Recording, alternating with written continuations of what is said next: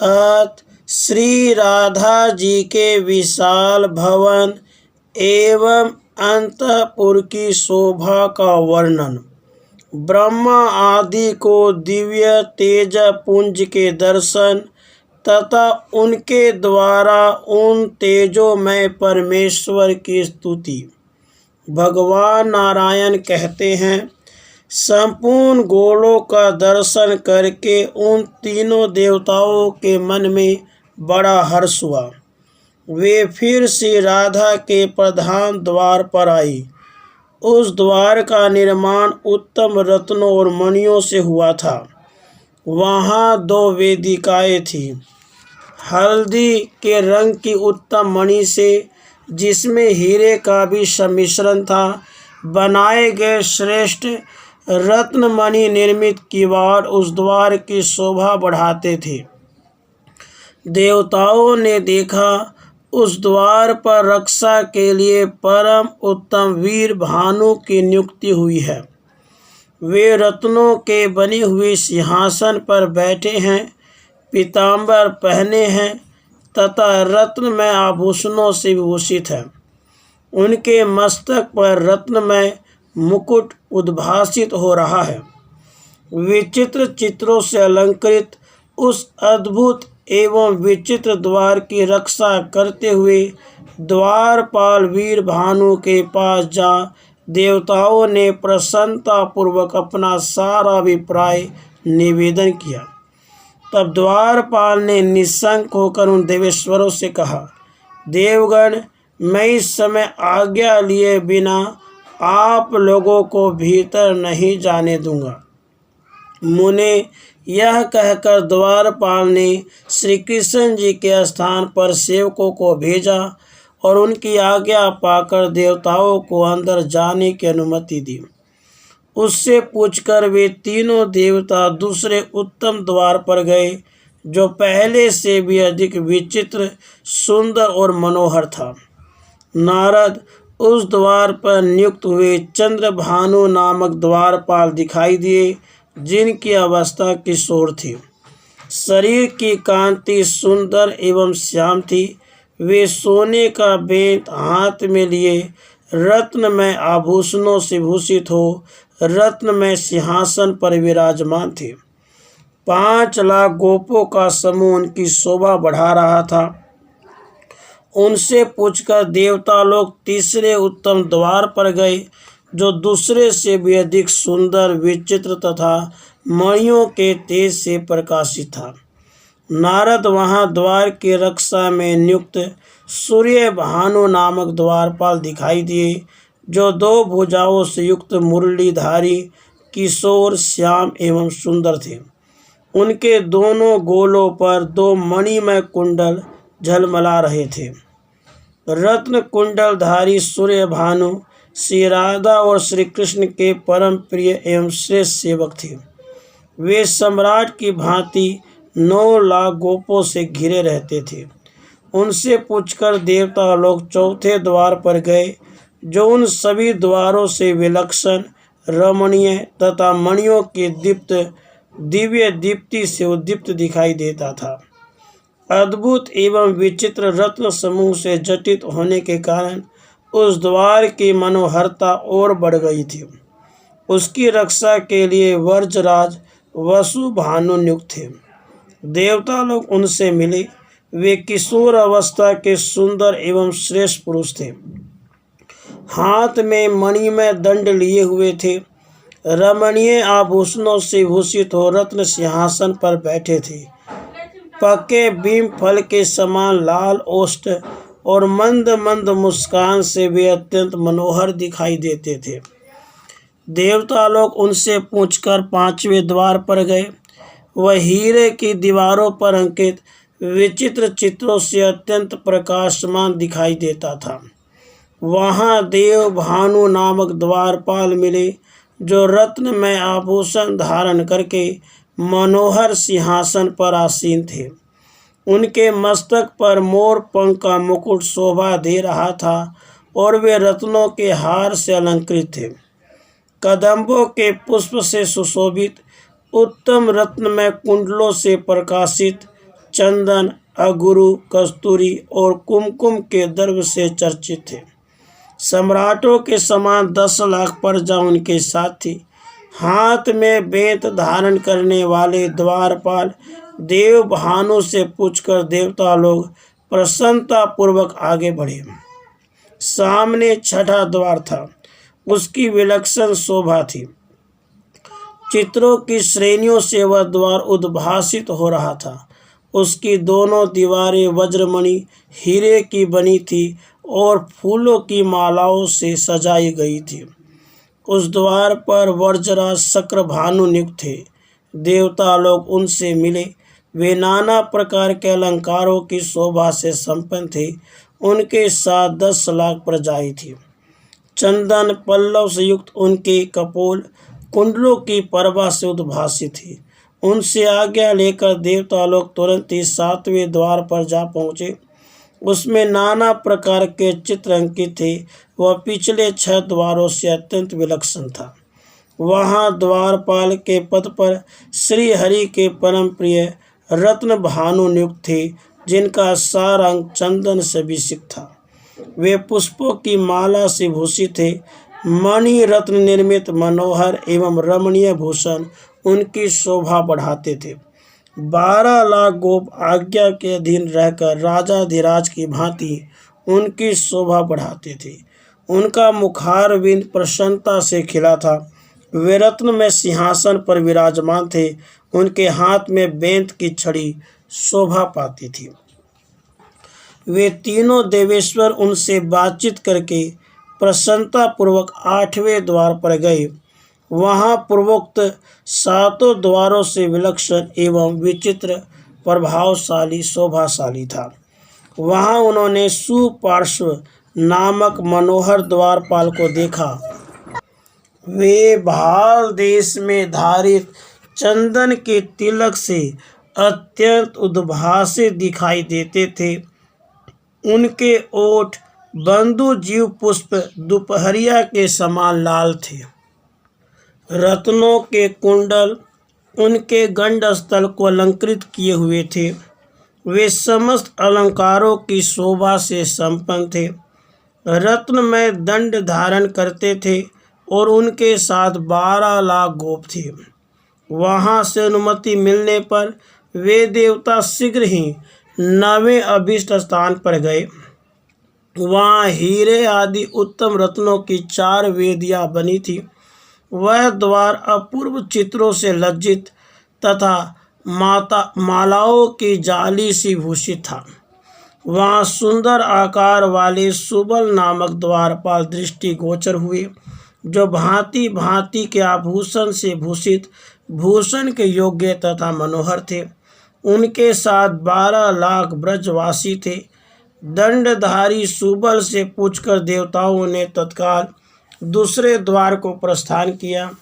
उस विलक्षण 10वें द्वार को देखकर देवताओं को बड़ा विस्मय हुआ।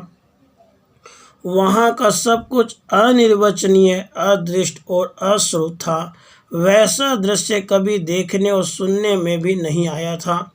वहाँ सुंदर सुदामा नामक गोप द्वारपाल के पद पर प्रतिष्ठित थे।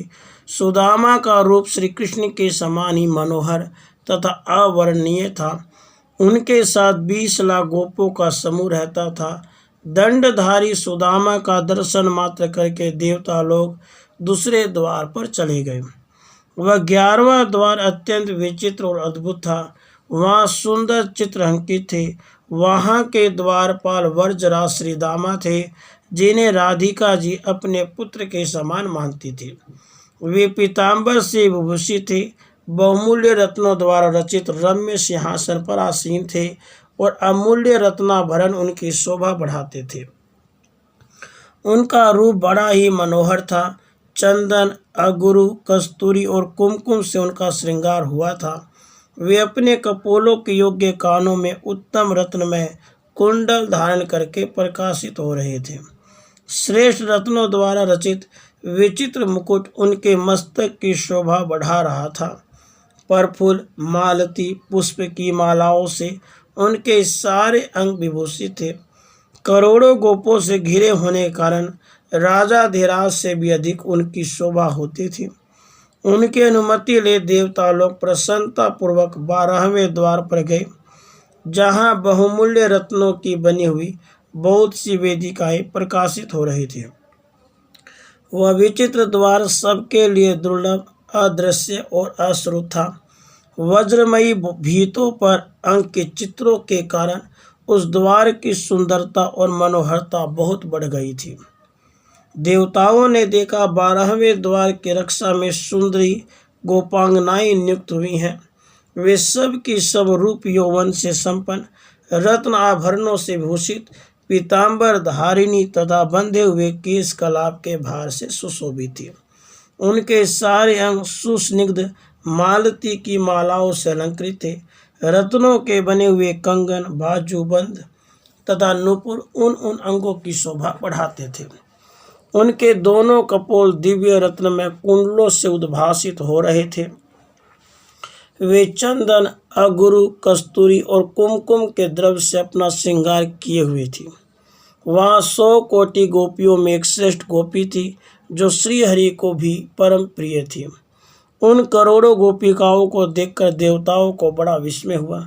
मुने उन सब गोपियों से अनुमति ले वे देवता प्रसन्नतापूर्वक दूसरे द्वार पर गए। इस तरह क्रमशः 3 द्वारों पर उन्होंने देखा। श्रेष्ठ और अत्यंत मनोहर गोपांगनाएं उनकी रक्षा कर रही हैं। वे सुंदरियों में भी सुंदरी, रमणीय, धन्या, मान्या और शोभाशालिनी हैं। सबकी सब सौभाग्य में बढ़ी चढ़ी तथा श्री राधिका की प्रिया है। सुरम्य भूषणों से भूषित हुई उन गोप सुंदरियों के अंगों में नूतन यौवन का अंकुर प्रकट हुआ है। इस प्रकार वे तीनों द्वार स्वप्नकालिक अनुभव के समान अद्भुत, अश्रुत, अदृष्टपूर्ण, अति रमणीय और विद्वानों के द्वारा भी अवर्णनीय है।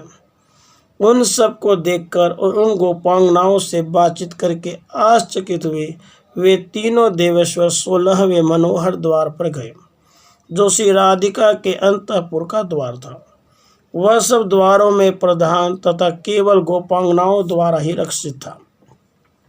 श्री राधा जी के जो 33 समवयस्का सखियां थीं, वे ही इस द्वार का संरक्षण करती थीं।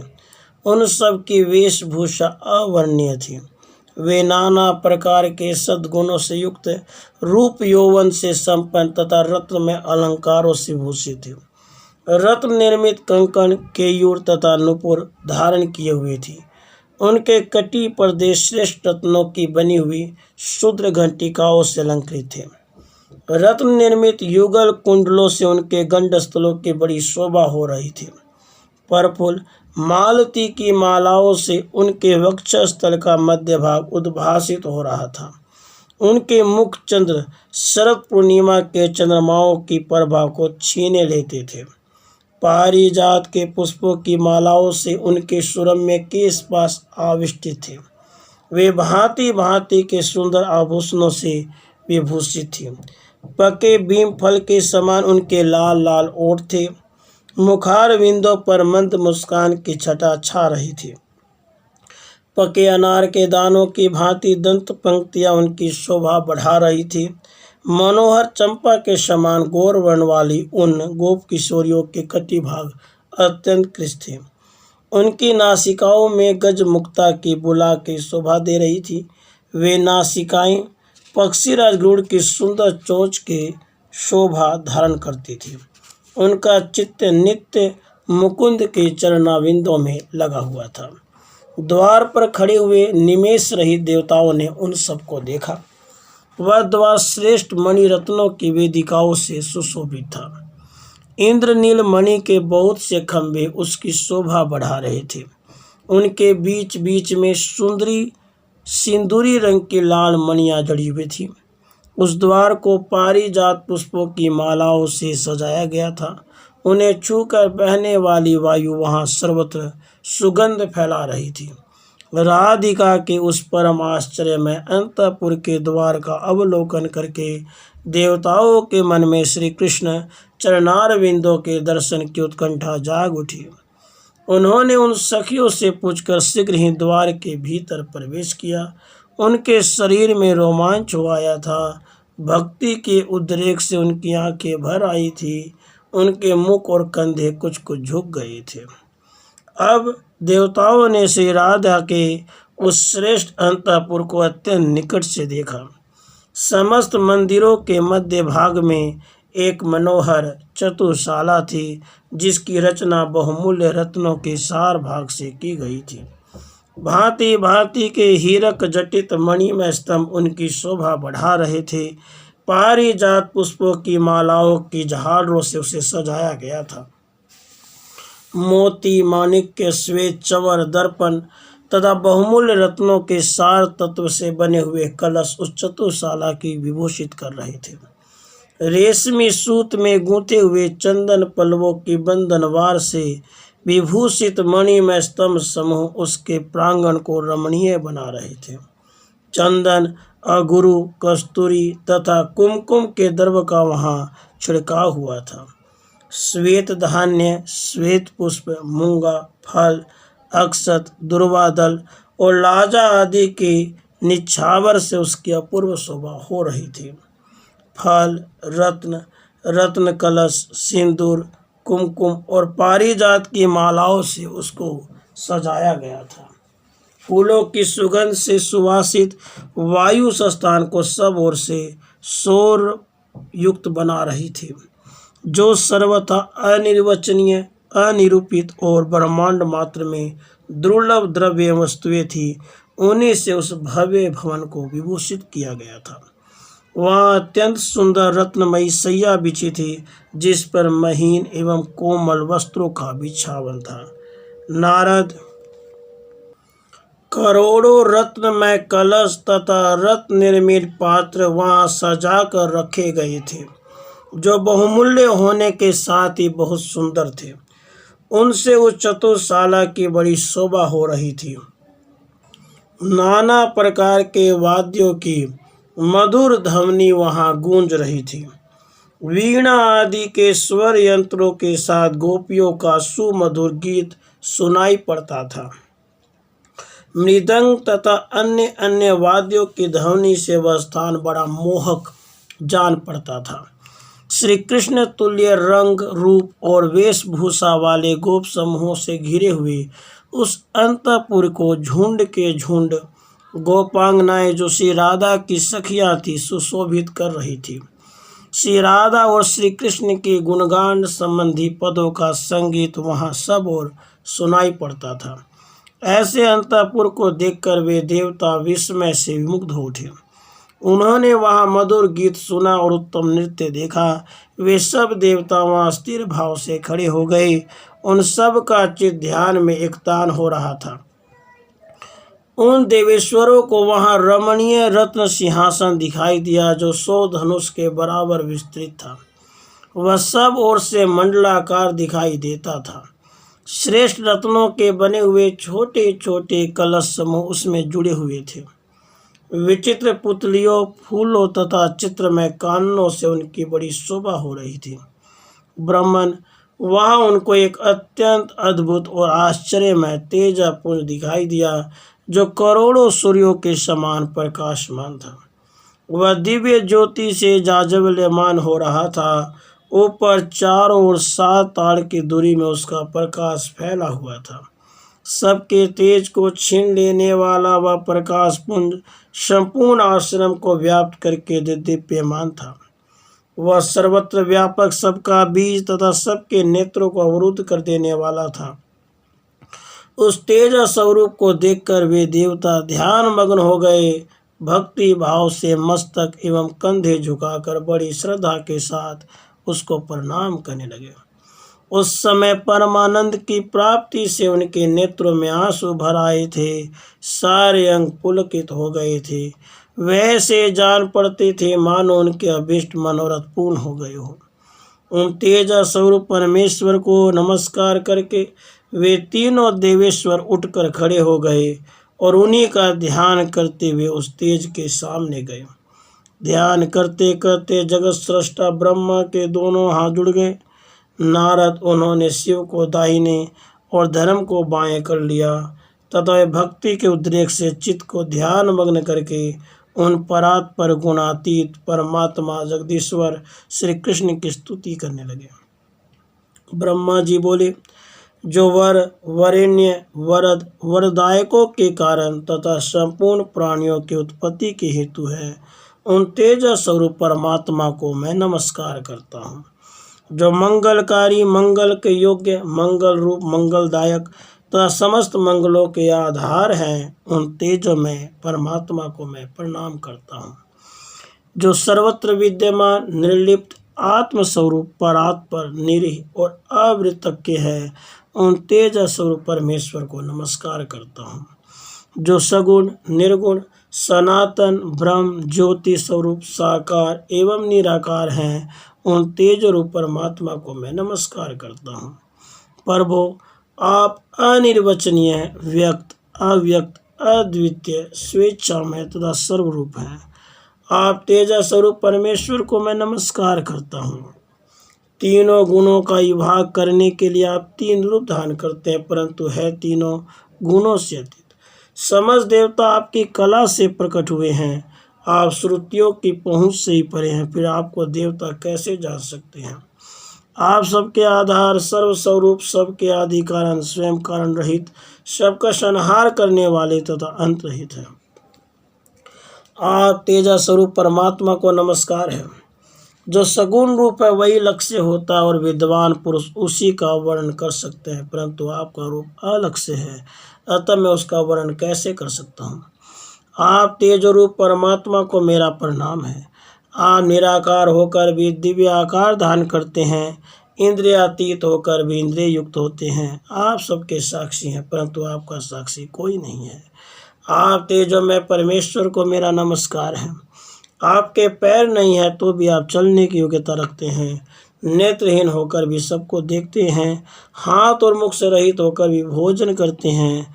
आप तेजोमय परमात्मा को नमस्कार है।